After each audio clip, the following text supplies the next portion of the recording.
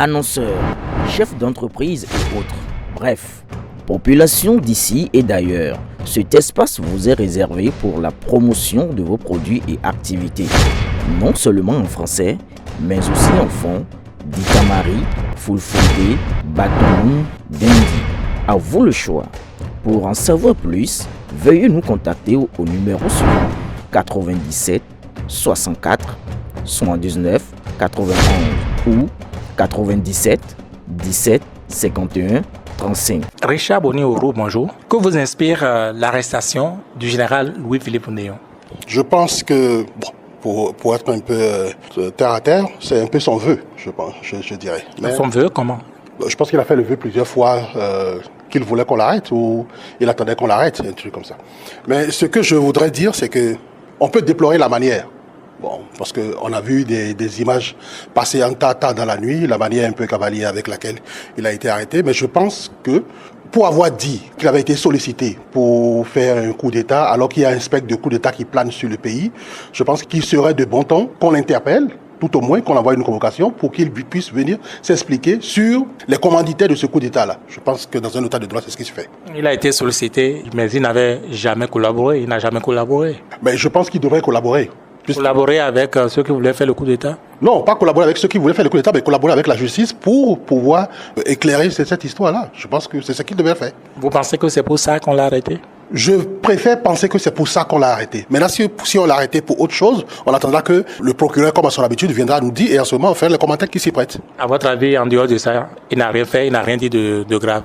Je pense qu'il a dit beaucoup de choses. Et vous voyez, moi, ça fait partie des choses que je reproche à l'opposition parce qu'elle n'est pas proactive. À l'opposition et un peu, si vous voulez, à la classe politique, parce qu'elle n'est pas proactive.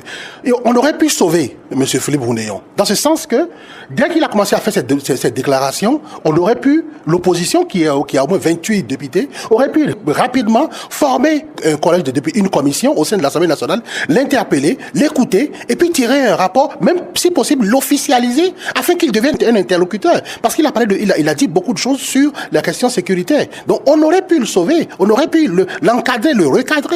L'opposition l'aurait écouté, les députés de l'opposition auraient pu l'écouter comment? De manière formelle ou informelle?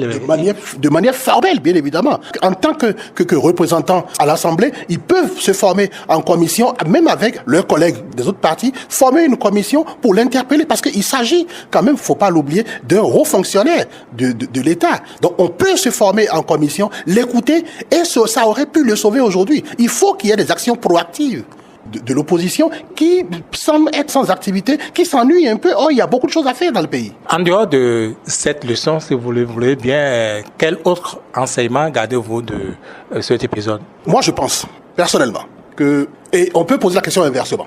Est-ce que quand le général Philippe Oudéa était aux affaires avec l'ancien président Thomas Boni-Yayi, si un kidam, n'importe qui, ou même un autre haut fonctionnaire de son rang sortait et disait « Moi, j'ai été sollicité pour un coup d'État », quelle aurait été l'action qu'il aurait menée? Je pense qu'il aurait interpellé. Maintenant, je dis, et je le dis toujours, à chaque fois que je vous rencontre, que je suis contre la façon cavalière dont les arrestations sont faites. On aurait pu simplement lui envoyer une convocation, l'écouter, et si possible, le poursuivre s'il y a matière à le poursuivre. Puisque vous insistez, si c'est lié à la fête de coup d'État, si c'est parce qu'il aurait été approché pour un coup d'État, pourquoi on ne l'a pas arrêté depuis plus d'un mois, depuis qu'il a prononcé ses propos? De vous d'abord, je ne connais pas combien de temps prennent les procédures judiciaires. Je ne suis pas la bonne personne pour répondre à ça. Ce serait être impliqué dans la procédure judiciaire. Je ne peux pas répondre. Richard Boni-Oro, merci. Je vous remercie, monsieur.